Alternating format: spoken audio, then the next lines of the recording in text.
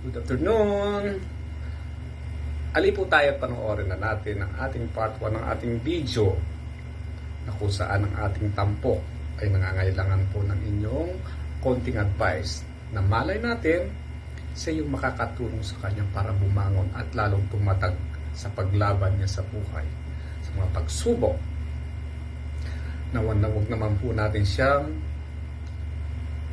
discriminate at lahat naman tayo nakagawa po ng pagkakamali. Wala pong perfectong tao.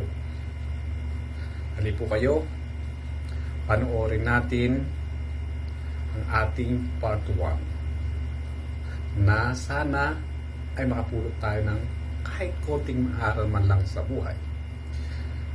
Maraming salamat. Yun nga, yun,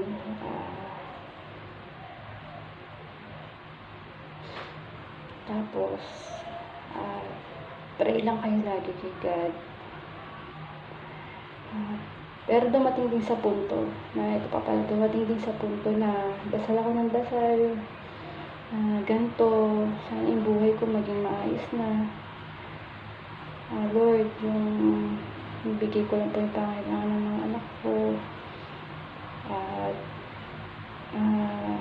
gusto ko po pa rin po talagang makabawi sa nanay ko at matanda na po. Gusto ko pa rin talaga na sana guminhawa na yung buhay ko para mabot-abutan ko yung nanay ko. Kasi ilang taon na rin po siya ng pagtatrabaho simula namatay yung tatay ko, mga 15 ako noon. Hanggang ngayon, ilang taon na siya, senior na. Kaya yun din yung ewan ko ba kung bakit ayaw ibigay. Mabuti naman akong hindi naman ako madamot pag meron. Ewan ko bakit ayaw pang ibigay sa akin ngayon. Pero dumating din sa punto na hinihiling ko sa kanya na Lord, kung sino man po yung para sa akin, ibigay niyo na po. Talagang sobrang pagod na po talaga akong kumilala, ganyan. Hanggang sa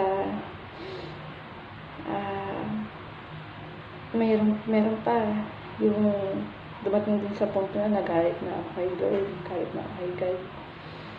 nagalit na ako na yung ba't ganon, yung ayoko na nga magdasal, ganon, ayoko na yung galit na ako sa'yo, ganyan.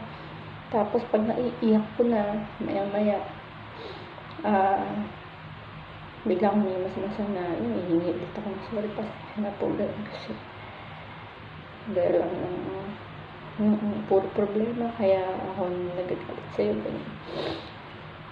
Yun nga sa mga kabataan dyan o sa hindi sa lahat ng mga karanas ng broken sa pamilya, ganyan, may problema. Huwag kayong magpapakamatay. Masarap mabuhay. Kayong mag-iisip ng masama sa sarili nyo.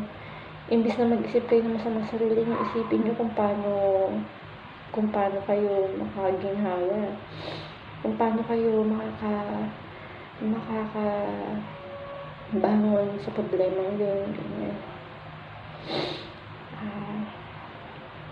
Yun. Sana ito, share ko lang pala. Saglit na lang po. Minsan may kaibigan ako sa gabi. Siguro tayo nakikita niya kung anong oras na.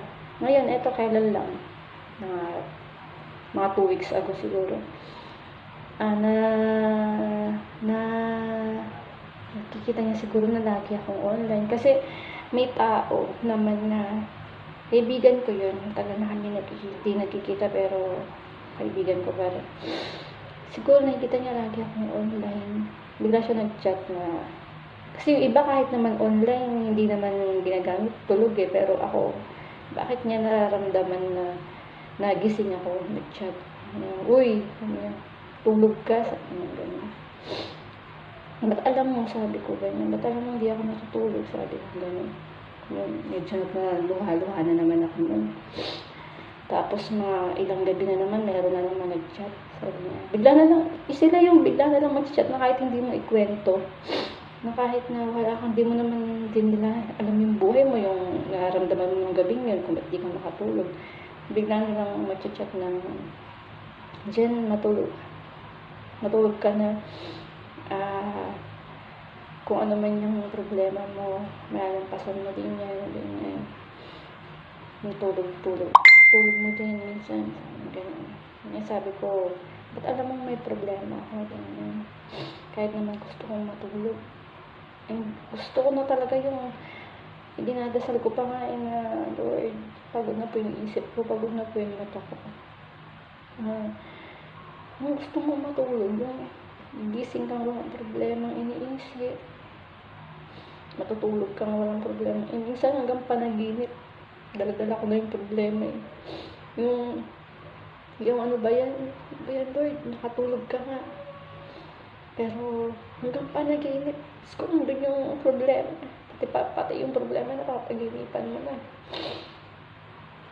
Yun, hanggang dito na lang. Sana sa susunod na magkwento ako ng buhay ko dito, successful na ako, maginawa na yung buhay ko, yung pangarap ko sa mga anak ko tsaka sa magulang ko, sana matupad sa susunod na kwento ko dito. Yun, salamat.